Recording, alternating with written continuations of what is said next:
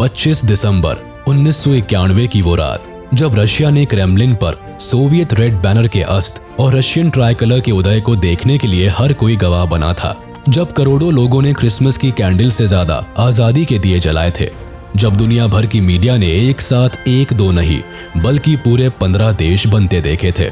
इस एक तारीख ने यूएसएसआर हिस्ट्री की किताब में कुछ ऐसे पन्ने जोड़े जिन्हें भुला पाना नामुमकिन है।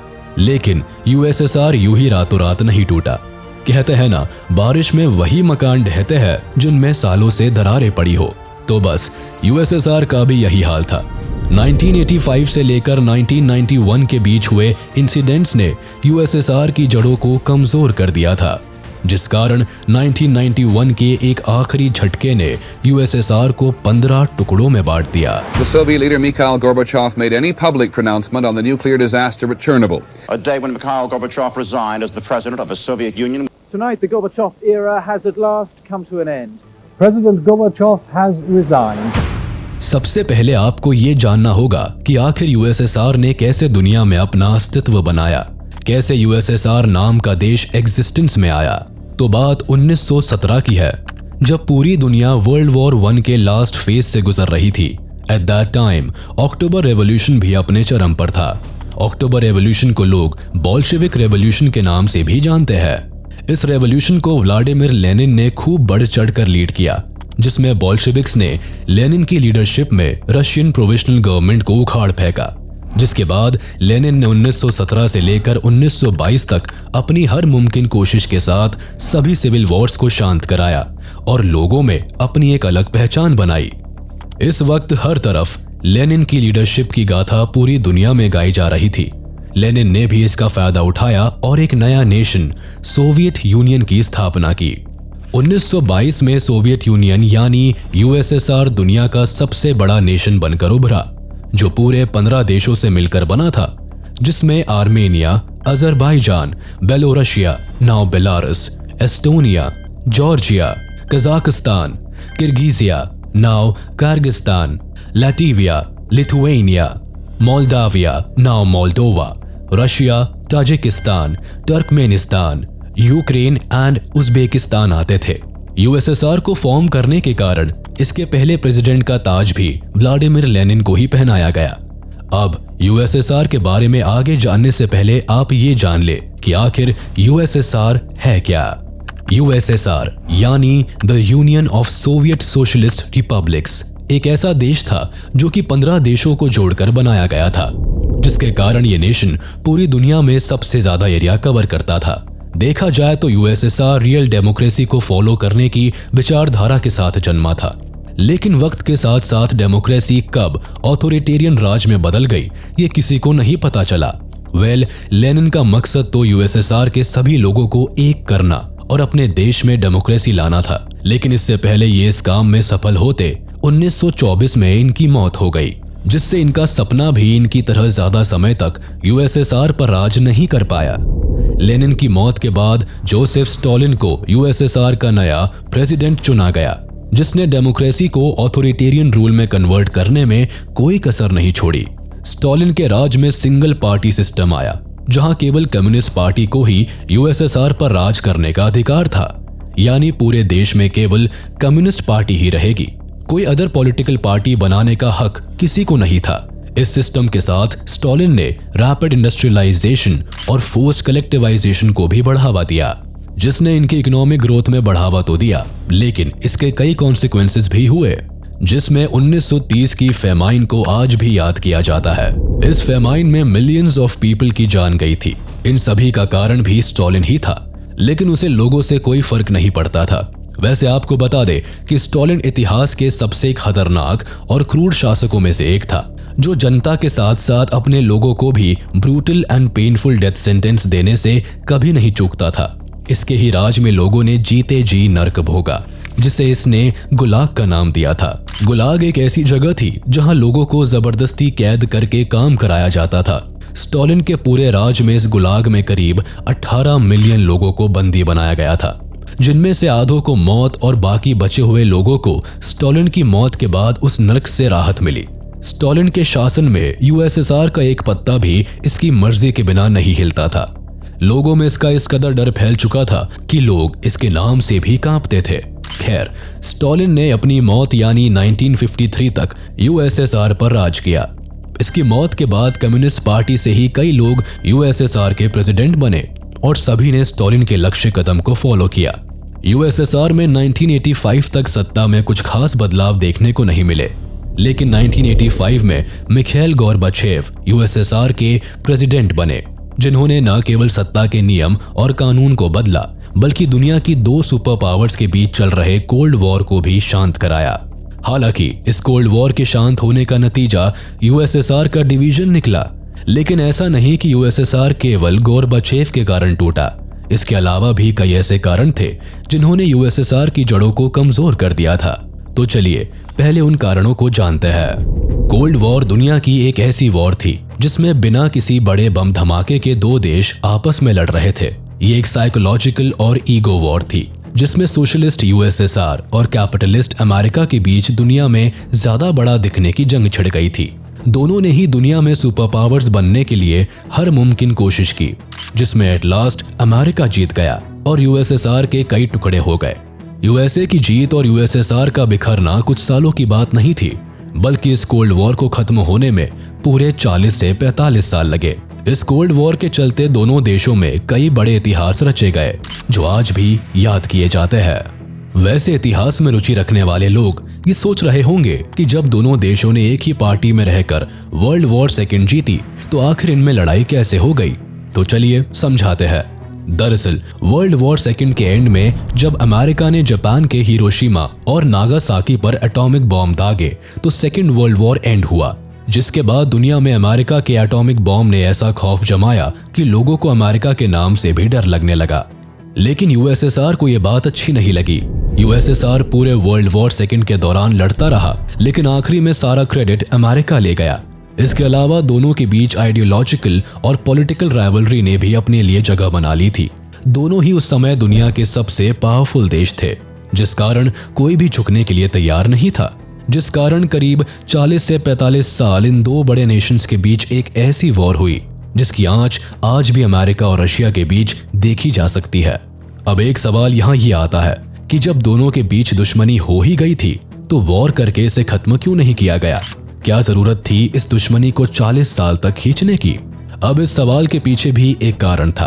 दरअसल सेकेंड वर्ल्ड वॉर में पार्टिसिपेट करने के कारण दोनों का पहले ही काफी नुकसान हो चुका था। दोनों देश अपने कई सोल्जर्स, रिसोर्सेज और हिम्मत पहले ही गवा चुके थे, जिसके कारण एक और वॉर अफोर्ड करना कोई समझदारी का काम नहीं था। ऊपर से इस बार सभी को न्यूक्लियर वेपन्स के खतरे का भी अंदाजा था, तो अगर वॉर होती तो दोनों ही देशों को बड़ा नुकसान होता। दोबारा से कोल्ड वॉर की बात करते हैं, जिसे जीतने के लिए यूएसएसआर ने अपनी सारी दौलत, सारी शोहरत दांव पर लगा दी। यूएसएसआर ने अपने सारे सरकारी फंड्स अमेरिका को नीचे दिखाने में लगा दिए। सबसे पहले दोनों के बीच स्पेस वॉर हुई, जिसमें यूएसएसआर ने बाजी मार ली। यूएसएसआर ने सबसे पहले फर्स्ट अर्थ सैटेलाइट स्पुतनिक 1 को लॉन्च किया था।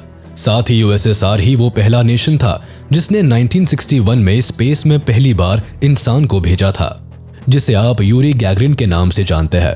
यही नहीं, स्पेस में पहला एनिमल भेजने वाला देश भी यूएसएसआर ही बना। इसके अलावा सोवियत यूनियन ने world's first intercontinental ballistic missile भी लॉन्च की। यही नहीं, यूएसएसआर ने पूरी दुनिया की कम्युनिस्ट पार्टीज को गैजेट्स और हथियार दिए। साथ ही इन्होंने अपनी मिलिट्री पर भी काफी पैसा खर्च किया। इन्होंने अपनी मिलिट्री को काफी बड़ा किया, जिसमें काफी पैसा लगा। इस दौरान यूएसएसआर ने अपने कई न्यूक्लियर वेपन्स पर भी काम किया। बात केवल यूएसएसआर की नहीं, अमेरिका ने भी इनकी तरह अंधाधुन पैसा खर्च किया। पर यूएसएसआर बड़ा बनने के चक्कर में बुरी तरह इकोनॉमिकल क्राइसिस के दौर में आ गया, जिससे वहां की जनता को काफी परेशानी का सामना करना पड़ा। यूं कह लीजिए कि यूएसएसआर ने अपनी रोटी तक बेच के हथियार इकट्ठे कर लिए थे, जिससे जनता में गुस्सा फूटने लगा, जो कि बाद में यूएसएसआर के लिए काफी घातक साबित हुआ। बात चाहे प्याज की हो या पेट्रोल की, जब महंगाई बढ़ती है तो जनता अपने आप ही सड़कों पर आ जाती है। यूएसएसआर ने कोल्ड वॉर के चक्कर में अपने सरकारी खजाने को पूरी तरह खाली कर दिया था।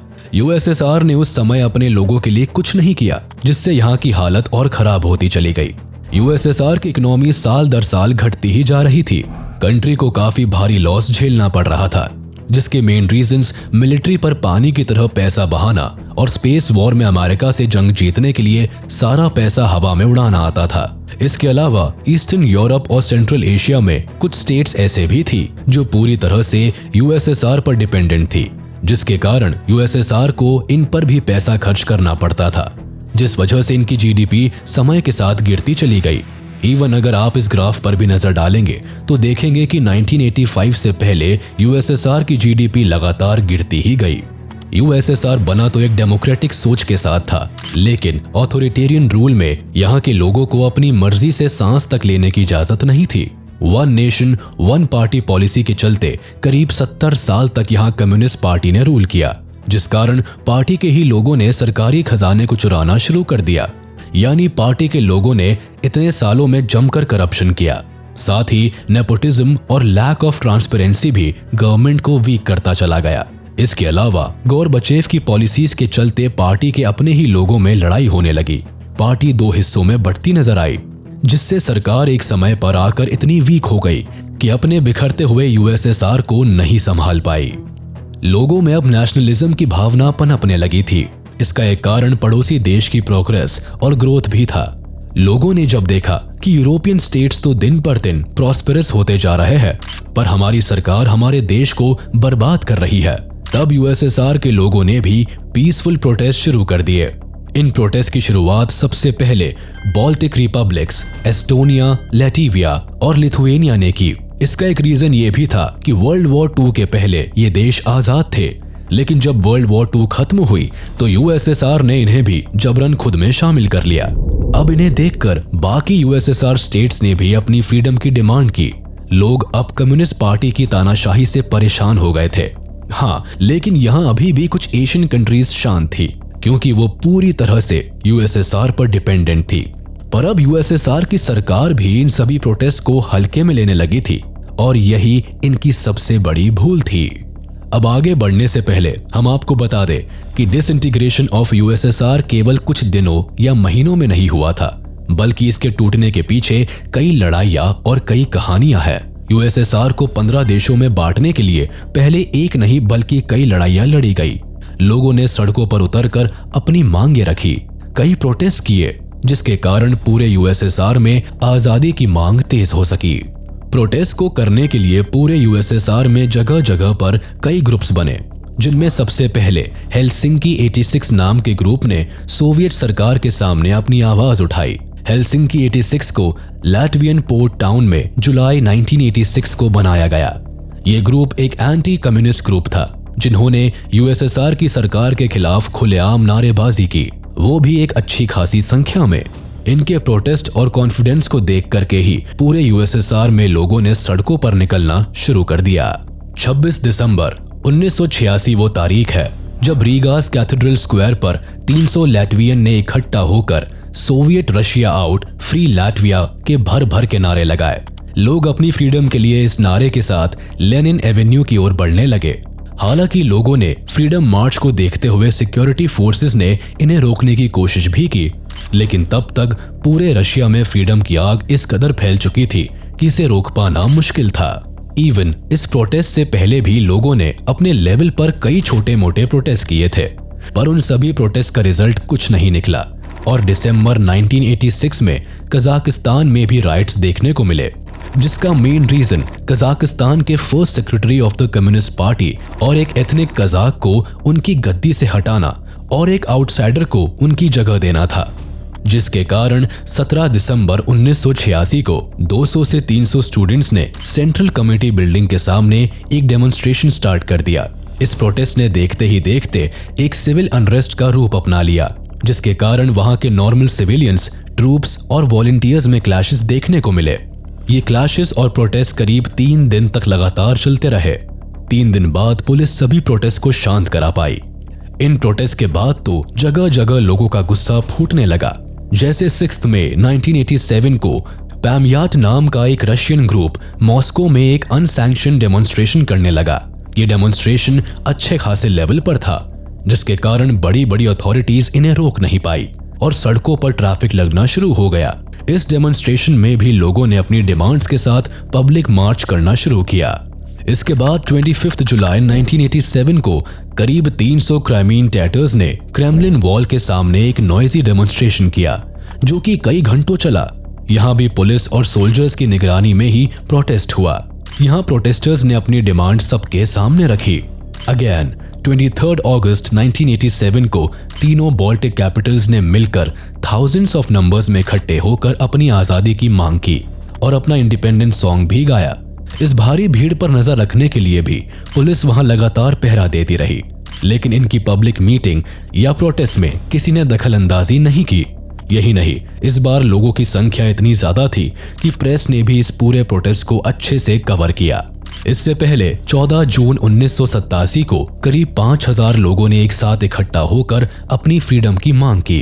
अब ऐसा नहीं था कि ये सारे मूवमेंट्स सोवियत गवर्नमेंट को दिख नहीं रहे थे, बस इस बार वो लोगों को हल्के में लेते चले गए। उन्होंने कभी सपने में भी नहीं सोचा था कि ये छोटे छोटे प्रोटेस्ट ही एक दिन उनके देश को टुकड़ों में बांट देंगे। इस प्रोटेस्ट को भी पुलिस के द्वारा ही पूरे टाइम कंट्रोल किया गया, लेकिन यहाँ भी पुलिस ने किसी को एक शब्द भी नहीं कहा, जिस कारण पूरे बाल्टिक नेशंस में और कॉन्फिडेंस आया और लोगों ने बढ़ चढ़कर सभी मूवमेंट्स को करना शुरू कर दिया। इसके बाद तो कई प्रोटेस्ट हुए। किसी में पुलिस ने चुप्पी मार के लोगों के गुस्से के सामने अपने हथियार डाल दिए, तो कहीं पुलिस सिविलियन से भिड़ गई, लेकिन किसी को भी रोकने का कोई फायदा नहीं हुआ। पहले केवल बाल्टिक नेशंस में, फिर धीरे धीरे करके पूरे यूएसएसआर ने इन प्रोटेस्ट को बढ़ावा दिया, जिसका एंड रिजल्ट तो आप जानते ही है। दरअसल वर्ल्ड वॉर सेकेंड के बाद जर्मनी को भी 2 पार्ट्स में डिवाइड कर दिया गया था, वो भी एक वॉल खड़ी करके, जिसे आप बर्लिन वॉल के नाम से जानते हैं। जहां एक तरफ तो वेस्ट बर्लिन था, जहां लोग फुल ऑन डेमोक्रेसी, फ्रीडम और एक नॉर्मल जिंदगी को एंजॉय कर रहे थे और खुश थे। वहीं दूसरी ओर ईस्ट जर्मनी था, जहां लोग तानाशाही से परेशान थे। इन दोनों को अपनी सरकार के इशारों पर ही नाचना पड़ता था। इस कारण ईस्ट बर्लिन के लोग वेस्ट बर्लिन में जाने के लिए परेशान होते, लेकिन उन्हें ये करना अलाउड नहीं था। सरकार ने लोगों के माइग्रेशन को रोकने के लिए ही कई बैरिगेटर्स, वायर्स, वॉल्स और ना जाने कितने कितने जुगाड़ क्यों ना लगा दिए, लेकिन लोग तब भी दूसरी साइड जाने के लिए कोई ना कोई जुगाड़ लगा ही लेते। कभी वो दीवार कूद के दूसरी ओर जाते, तो कभी सीढ़ियां लगाकर। इवन कई लोग तो अपने घरों की विंडो से भी दूसरी ओर कूद जाया करते थे। बस फिर आखिरी में गवर्नमेंट ने वॉल को लेकर बॉर्डर पर स्ट्रिक्ट रेगुलेशंस को ईज डाउन करने का फैसला लिया, लेकिन इससे पहले गवर्नमेंट कुछ करती, लोगों ने खुद ही बर्लिन वॉल को गिरा दिया, जिसने यूएसएसआर स्टेट्स पर काफी प्रभाव डाला। यूएसएसआर सिटीजन्स ने बर्लिन वॉल के गिरने से इतनी इंस्पिरेशन ली कि वो सब भूल भाल के बस अपनी जिंदगी की मांग करने लगे। फॉल ऑफ बर्लिन वॉल से यूएसएसआर सिटीजन्स को अपनी आजादी के चांसेस भी दिखने लगे। उन्हें लगा कि जब जर्मनी के लोग अपनी आजादी के लिए लड़ सकते हैं, तो हम क्यों नहीं। 1985 में मिखाइल गोर्बाचेव को यूएसएसआर का प्रेसिडेंट चुना गया। गोर्बाचेव के सोचने और काम करने का तरीका कम्युनिस्ट पार्टी से जरा हटकर था। इन्होंने आते ही सबसे पहले अपनी जनता की भलाई के लिए काम किया। इन्होंने अपने देश की गिरती इकोनॉमी को बढ़ाने के लिए फौरन कुछ स्टेप्स लिए, जो इनकी खुद की पार्टी को पसंद नहीं आए। गोर्बाचेव ने मेनली 2 बड़ी और अनएक्सपेक्टेड पॉलिसीज को इंट्रोड्यूस किया, जिसमें पहली ग्लासनोस्ट और दूसरी पेरेस्ट्रोइका थी। ये दोनों रशियन शब्द है, जिनका मतलब ओपननेस और रिस्ट्रक्चरिंग है। अब ग्लासनोस्ट यानी ओपननेस के अकॉर्डिंग यूएसएसआर की आम जनता को लिबर्टी प्रोवाइड की गई, जिसके लिए वो सालों से डिमांड कर रहे थे। इस पॉलिसी के अकॉर्डिंग अब वहां की जनता को फ्रीडम ऑफ स्पीच जैसे राइट्स थे। वो अपनी मर्जी से अपनी जिंदगी जी सकते थे। इवन मीडिया को भी कुछ फ्रीडम दी गई। वो अब अपने मन से कुछ भी छाप सकती थी। उस पर सरकार की किसी प्रकार की कोई पाबंदी नहीं लगाई जाएगी। लोगों को अब अपने अकॉर्डिंग अपने रिलीजन को चूज करने और उसे मानने की लिबर्टी थी। इसके अलावा हंड्रेड्स ऑफ फॉर्मर पॉलिटिकल डिसीडेंट्स को भी जेल से रिहा किया गया। दूसरी पॉलिसी आती है पेरेस्ट्रोइका यानी रिस्ट्रक्चरिंग, जिससे यूएसएसआर का इकोनॉमिक ट्रांसफॉर्मेशन भी हुआ। इसमें लोगों को प्राइवेटाइजेशन का हक था, यानी लोग अपना खुद का बिजनेस और इन्वेस्टमेंट भी कर सकते थे, जो अब तक केवल सरकार के अंडर था। यही नहीं, इसके थ्रू ही फॉरेन इन्वेस्टमेंट होने भी शुरू हुए, जिससे कंट्री की इकोनॉमी को फायदा होता। इस पॉलिसी के अंडर इकोनॉमिक चेंजेस के अलावा पॉलिटिकल चेंजेस भी हुए, यानी अब न्यू और यंगर जनरेशन को कम्युनिस्ट पार्टी के एलीट ग्रुप्स में रखा जाने लगा, जिसने अपने आप ही सोवियत यूनियन में फ्री एंड डेमोक्रेटिक इलेक्शन की नींव रखी। बट गोरबचेव को क्या पता था कि जनता की भलाई के लिए किए गए चेंजेस आखिरी में उन्हें ही बैकफायर करेंगे। दरअसल हुआ ये कि जब गोरबचेव के लोगों को फ्रीडम और लिबर्टी जैसे शब्दों से इंट्रोड्यूस कराया तो उनकी भूख और बढ़ गई और अब वो पार्शियल फ्रीडम नहीं बल्कि फुल फ्रीडम की डिमांड करने लगे, जिससे पूरे यूएसएसआर में जगह जगह लोगों ने सड़कों पर निकलना शुरू कर दिया, लेकिन पीसफुली। बात केवल 2 पॉलिसीज की नहीं बल्कि गोरबचेव के नेक्स्ट सबसे बड़े स्टेप की थी। वो ऐसे कि फरवरी 1990 में गोरबचेव ने अपनी पार्लियामेंट को बुलाकर ये अनाउंस कर दिया कि अब सिंगल पार्टी सिस्टम का अंत होने जा रहा है। अब हम अपने देश में चुनाव करवाएंगे और जनता अपना लीडर खुद चुनेगी। जिसके बाद सभी यूएसएसआर स्टेट्स में चुनाव हुआ और कम्युनिस्ट पार्टी ने बुरी हार का सामना किया। इस हार के दौरान ही एक ऐसा इंसिडेंट हुआ जिसने यूएसएसआर के जर्जर मकान को एक झटके में गिरा दिया। दरअसल जैसे ही हमने आपको पहले भी बताया था कि कम्युनिस्ट पार्टी गोरबचेव के बदलाव से खुश नहीं थी, तो बस पार्टी ने मौका पाते ही गोरबचेव को नजरबंद करवा दिया और पूरे देश में अफवाह फैला दी कि गोरबचेव की हेल्थ ठीक नहीं है, जिस कारण कुछ समय के लिए main ministers of communist party या hard liners of the Soviet unions communist party सरकार को संभालेंगे। ये हार्ड लाइनर्स और मेन मिनिस्टर्स कम्युनिस्ट पार्टी के वो 8 बड़े नेता थे जो गोरबचेव के रिफॉर्म से बिल्कुल खुश नहीं थी। इन लीडर्स में मेनली यूएसएसआर के defence minister, vice presidents, Gorbachev secretariat head, Soviet defence council deputy chief जैसे बड़े नेता आते थे। अब कम्युनिस्ट पार्टी ने पूरे देश में इमरजेंसी लगा दी क्योंकि ये नहीं चाहते थे कि यूएसएसआर कभी भी बटे। ये लोग देश में हो रही हर चीज का जिम्मेदार गोरबचेव को मान रहे थे, जिस कारण पार्टी के मेन मिनिस्टर्स ने गोरबचेव को प्रेसिडेंट पद से हटाने के लिए सारा प्लान बनाया। खैर, आपको बता दें कि इस इमरजेंसी को ऑगस्ट कूप के नाम से भी जाना जाता है, जिसे लगाने के बाद देश में कुछ उल्टा ही हुआ। जहां पूरे देश की सड़कें खाली दिखनी चाहिए थी, वहां अब लोग सड़कों पर उतर आए थे। बात हाथ से निकल चुकी थी। लोग कम्युनिस्ट पार्टी के इस डिसीजन को काफी बुरी तरह इग्नोर कर रहे थे। ये देख के सरकार ने सड़कों पर अपनी ही आर्मी को खड़ा कर दिया और प्रोटेस्ट शांत कराने का आदेश दिया, लेकिन अपनी ही जनता पर गोली बरसाने के लिए आर्मी ऑफिसर्स ने भी इनकार कर दिया और तब हुआ असल सत्ता पलट। अब हर प्रोटेस्ट या रेवोल्यूशन को लीड करने के लिए कोई ना कोई तो हमेशा ही दीवार की तरह खड़ा होता है। ऐसा ही इस प्रोटेस्ट में भी हुआ। बोरिस येल्टसिन के नाम के एक कम्युनिस्ट पार्टी लीडर ने ही अब अपनी पार्टी से अलग होने का फैसला लिया और अपने देश की जनता की डिमांड्स को पूरा करवाने के लिए उनके साथ सड़कों पर उतर आए। यूएसएसआर को तोड़ने में इनका भी एक बड़ा योगदान था। ये चाहते थे कि सभी देशों को आजादी मिले और सभी अपने अनुसार रह सके। बोरिस येल्टसिन की कमाल की लीडरशिप क्वालिटी और प्रोटेस्ट के दौरान लोगों की मदद के चलते जब रशिया यूएसएसआर से अलग हुआ तो चुनाव के बाद इन्हें ही रशिया का फर्स्ट प्रेसिडेंट चूज किया गया। जनता के लिए ये एक नेशनल हीरो बन गए थे जिन्होंने उन्हें आजादी दिलाई। 8 दिसंबर 1991 यूएसएसआर के 3 बड़े देश रशिया, यूक्रेन और बेलारूस ने मिलकर 1922 की यूएसएसआर ट्रीटी को रद्द करके खुद को एक इंडिपेंडेंट नेशन अनाउंस कर दिया। इन तीनों देशों के आजाद होने के बाद यूएसएसआर टूट गया। बाकी देशों ने भी एक एक करके अपनी इंडिपेंडेंस घोषित कर दी। साथ ही 26 दिसंबर 1991 को गोरबचेव ने भी अपनी पोस्ट से रेजिग्नेशन दे दिया, जिससे इतिहास के सबसे बड़े देश, सबसे बड़ी सुपर पावर का अंत हुआ। यूएसएसआर के जैसे ही टुकड़े होने शुरू हुए, यूएसए के देन प्रेसिडेंट जॉर्ज एच.डब्ल्यू. बुश ने 25 दिसंबर 1991 को टीवी पर आकर एंड ऑफ कोल्ड वॉर की अनाउंसमेंट की। Eastern Europe is free. The Soviet Union itself is no more. उन्होंने अपनी स्पीच में लोगों को क्रिसमस की विशेष से ज्यादा अमेरिका की यूएसएसआर पर जीत की बातें की। उनकी कही हुई एक लाइन काफी फेमस है, By the grace of God, America won the Cold War. और इसी के साथ इतिहास के एक चैप्टर का दी एंड होता है। ये इंसिडेंट हमारे इतिहास का इतना जरूरी चैप्टर है कि बच्चों की बुक से लेकर कॉम्पिटिटिव एग्जाम्स तक में इसने अपने लिए अच्छी खासी जगह बनाई हुई है। यूएसएसआर जब टूटा तो हर देश के ऊपर सर्वाइवल की तलवार लटक गई, क्योंकि नई सरकार के पास ना पैसा था ना रिसोर्सेस। लोगों में भी काफी उथल पुथल थी। पर समय के साथ ये परेशानियां भी ठीक हो गई। हर देश ने खुद को इंडिपेंडेंट घोषित कर लिया। अलग हुए देशों में आज भी रशिया सबसे बड़ा देश है, वो भी पूरी दुनिया में। तो इसी से आप अंदाजा लगा सकते हैं कि यूएसएसआर कितना ज्यादा बड़ा देश होगा। रशिया के बाद यूक्रेन ऐसा देश है जो यूएसएसआर का सबसे बड़ा भाग लेकर अलग हुआ। यूएसएसआर के टुकड़े होने के बाद अमेरिका दुनिया का सबसे बड़ा सुपर पावर बनकर उभरा। इंटरेस्टिंगली, मिखाइल गोर्बाचेव, जो कि यूएसएसआर टूटने का मेन कारण बने, इन्हें आगे चलकर कोल्ड वॉर एंड कराने के कारण नोबेल पीस प्राइज से सम्मानित किया गया था।